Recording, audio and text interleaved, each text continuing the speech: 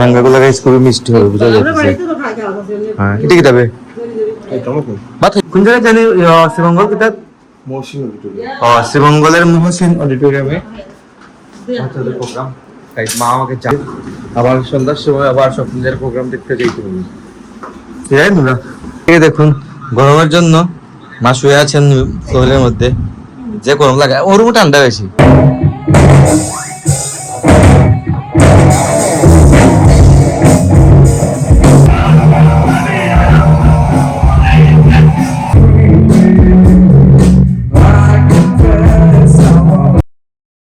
Hello everyone, good morning, welcome to my new blog. কেমন আছেন সবাই? আই হোপ সবাই ভালো আছেন, আমি ভালো আছি।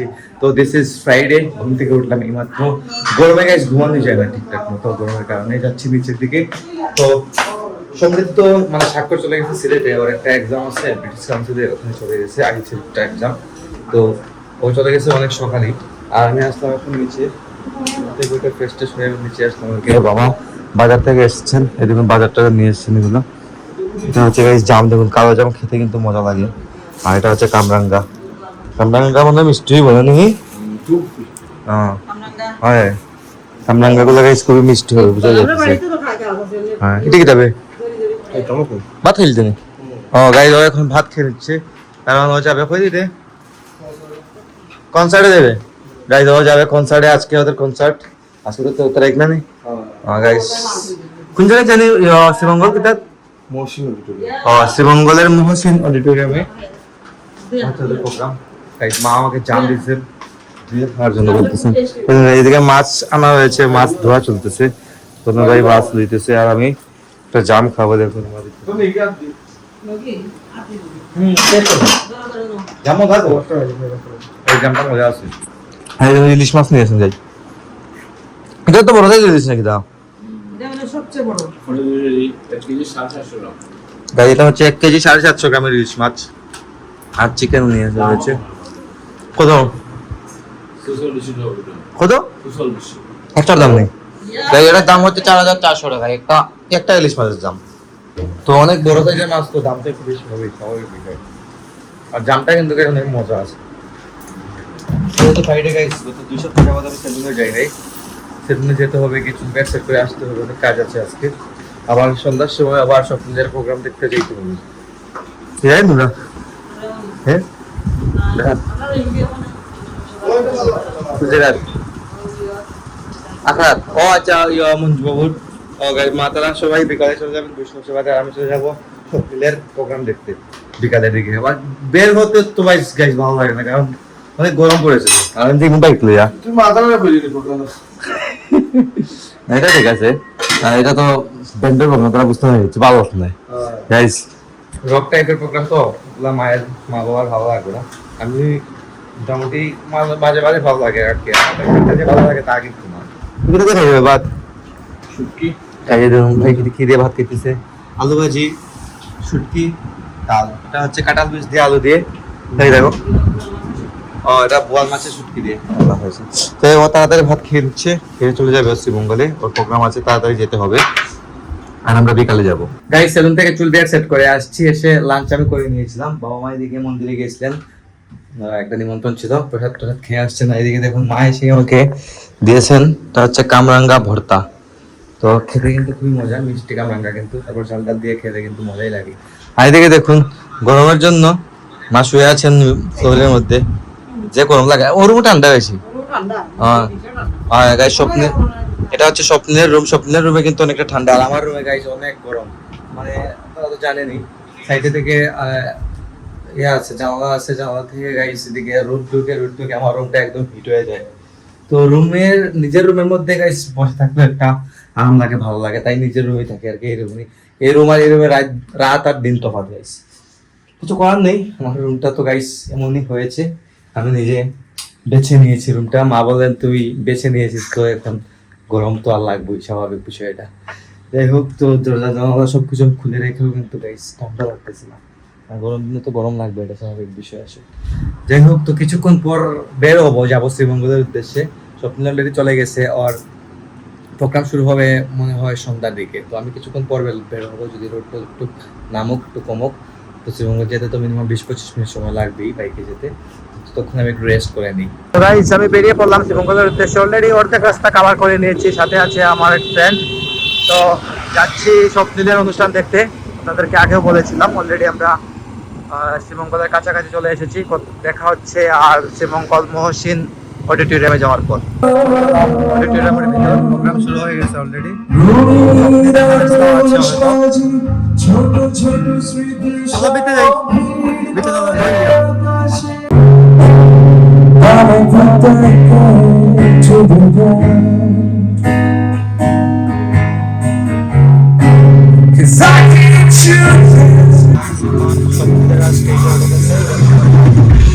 So this is a tribute to Arsenal. কিছুক্ষণ পর ও গান গাইবে।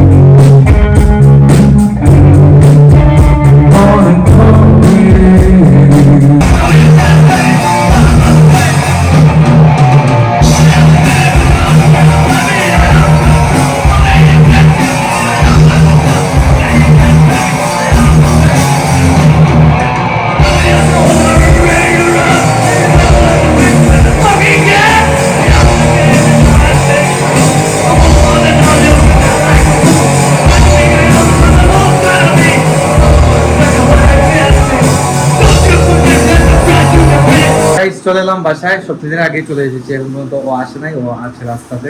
তো এসে দেখি এদিকে মা চিংড়ি মাছ বাঁচতেছেন। আর রিলস তো শুনি সুন্দর সুন্দর গান। গাইস রিলসটা আমি আগে আপলোড করে দিয়েছি, আপনারা অলরেডি দেখে নিয়েছেন। তো ওর গানটা আমি লং ভিডিওতে দেই নাই, শুধু রিলসই দিয়ে দিচ্ছি। তো আপনারা অনেকেই সাপোর্ট করতেছেন, দেখতেছেন, কমেন্ট করতেছেন, ভালো লাগতেছে। ও খুব ভালোই গান গাইতে জানে, আপনারা তো জানেন যেটা। যাই হোক, তো ব্লগটি আর বাড়াবো না, রাত অলরেডি অনেক হয়ে গেছে। এখন আমি রুমে যাইতেছি, যা এডিটিং শুরু করব। সকাল 9টায় ব্লগ চলে আসবে। গাইস, রুমটা কিন্তু মানে উপরটা অন্ধকারই থাকে সবসময়, দেখুন আমার রুমটা কিন্তু অন্ধকার। যাই হোক, সকাল 9টায় ব্লগ চলে আসবে। আজকে ব্লগটি আমি এখানে এন্ড করে দিচ্ছি। আপনারা আমাকে ফলো করতে চাইলে আমার ফেসবুক, ইনস্টাগ্রাম ফলো করতে পারেন। আমার ফেসবুক, ইনস্টাগ্রাম লিংক নিচে ডেসক্রিপশনে পেয়ে যাবেন। এন্ড আই হোপ আজকে ভিডিওটা আপনাদের ভালো লেগেছে। ভিডিও ভালো লাগলে অবশ্যই লাইক করবেন, কমেন্ট করবেন, শেয়ার করবেন এবং চ্যানেলে নতুন হয়ে থাকলে সাবস্ক্রাইব করে আমাকে সাপোর্ট করবেন। তো দেখা হচ্ছে নেক্সট ভিডিওতে। ততক্ষণ ভালো থাকুন, সুস্থ থাকুন। Thank you so much for watching.